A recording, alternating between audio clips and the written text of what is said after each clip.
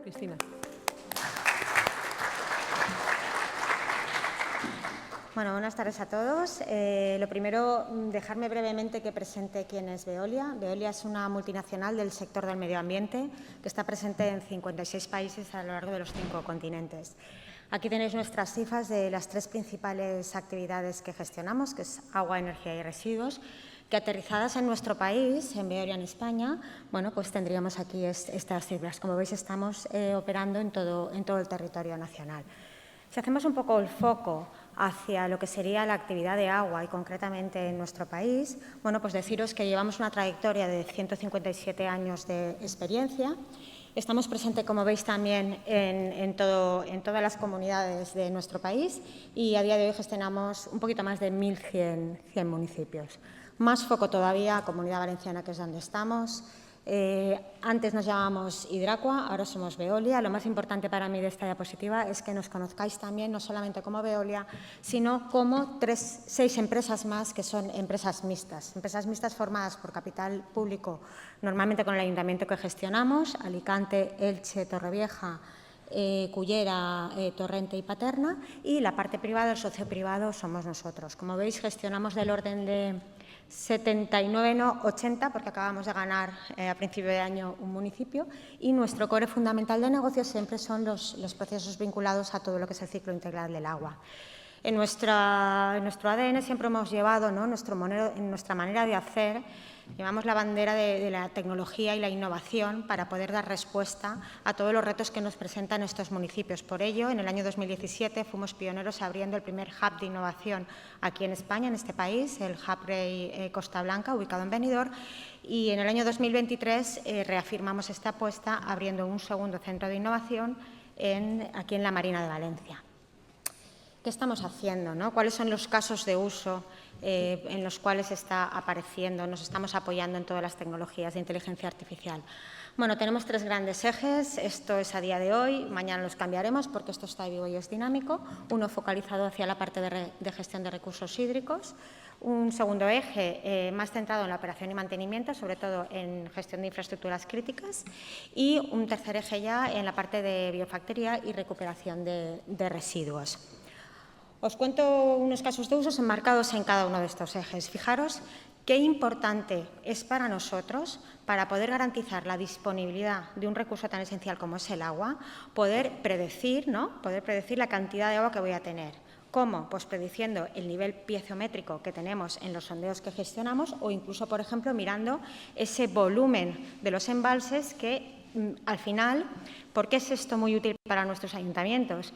No sé si lo sabéis, pero ahora estamos en época de bonanza hídrica, pero hace unos años hemos salido de la peor etapa, la etapa más larga de sequía de nuestro país. Hemos estado 5 años en sequía con municipios que han sufrido mucho con cortes de suministro. O sea, para un ayuntamiento es fundamental anticiparse a saber cuándo van a haber restricciones, ¿vale?, cuándo van a venir, y vamos a tener restricciones de agua, ¿no? Por lo tanto, es vital el que nosotros seamos capaces de predecir cuál es el volumen de agua que vamos a tener disponible para servir a las poblaciones. Por otra parte, hablamos de calidad de agua. Qué importante es para nosotros el parámetro de turbidez cuando entra en una planta potabilizadora.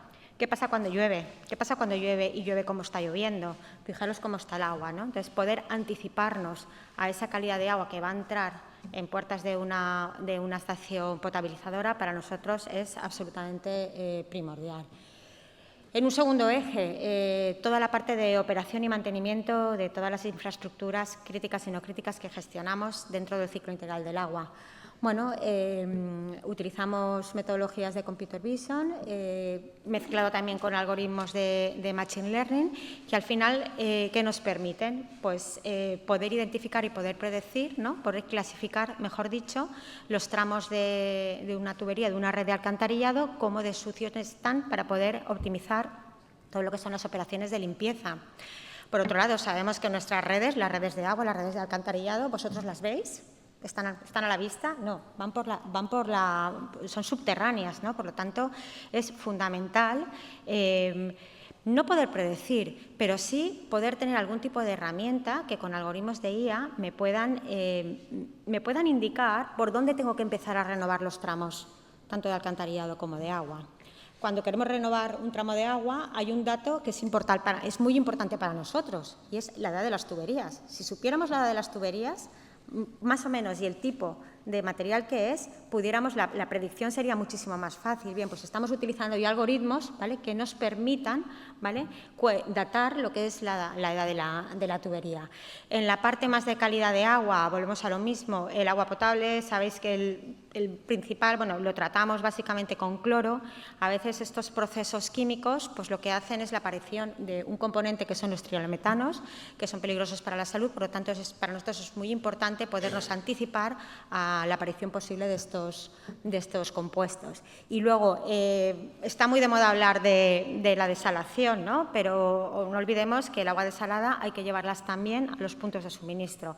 Estamos teniendo problemas con el agua salada, al final tiene un componente de salinidad que, por lo tanto, lo que hace es que corrosione mucho el interior de las tuberías. Estamos desarrollando algoritmos que nos permitan anticiparnos, ¿no?, a esos problemas de corrosión. En un tercer eje tenemos toda la parte de ecofactorías y recuperación de residuos.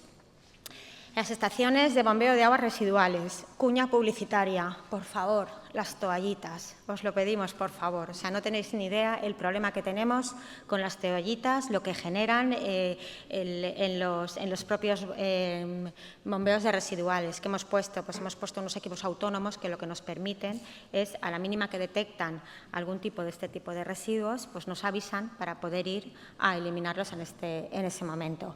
Los famosos tanques estos que veis en las depuradoras, muchas veces se forman unas natas, unas espumas. Esto no deja de ser un aviso de que algún proceso no está funcionando correctamente, ¿no? Por lo tanto, no solamente nos permite detectar a tiempo estas anomalías, sino también desencadenar, ¿no?, todo un proceso automático para toda la parte de dosificación con espumas. En la parte de optimización de activos y eventos críticos. Fijaros, las membranas de ultrafiltración de una planta potabilizadora son carísimas y, además, la operación del cambio no es ninguna tontería. Es decir, es un proceso que hay que hacerlo con mucho mimo. Qué importante es saber cuál es el momento óptimo para cambiar esos filtros, ¿no? Y, por último, estamos en una zona costera. ¿Qué pasa no solamente en las depuradoras, sino también cuál es el dolor de cabeza de la gestión de alcantarillado y depuración? Los picos de conductividad, es decir, las intrusiones de aguas salinas. Es muy importante, ¿vale?, el que podamos adelantarnos a este tipo de episodios. Ahora bien, yo os diría, ¿qué reto estamos teniendo?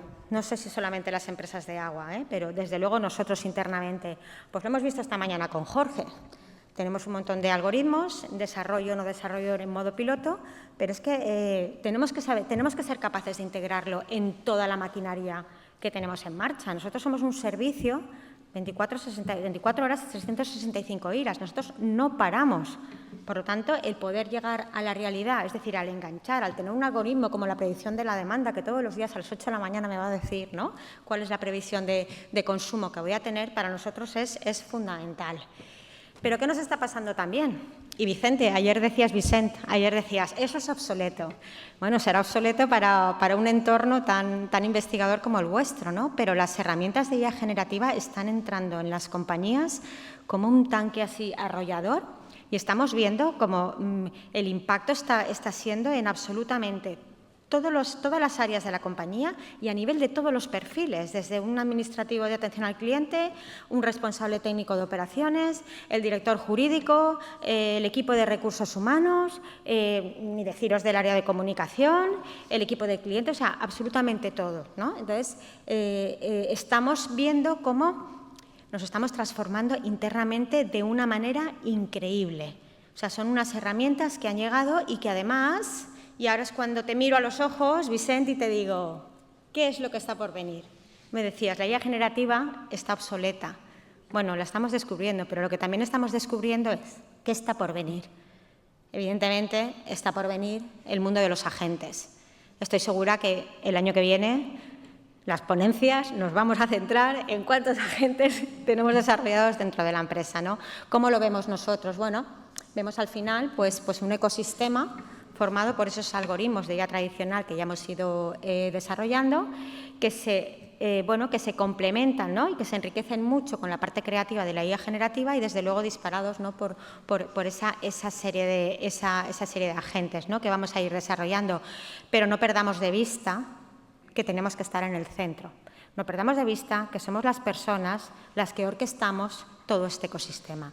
Por ello, desde Veolia sí que os digo que estamos absolutamente convencidos de que para nosotros la inteligencia artificial es un nuevo eje transversal para la gestión de un recurso natural escaso y tan esencial como es el agua. Muchas gracias.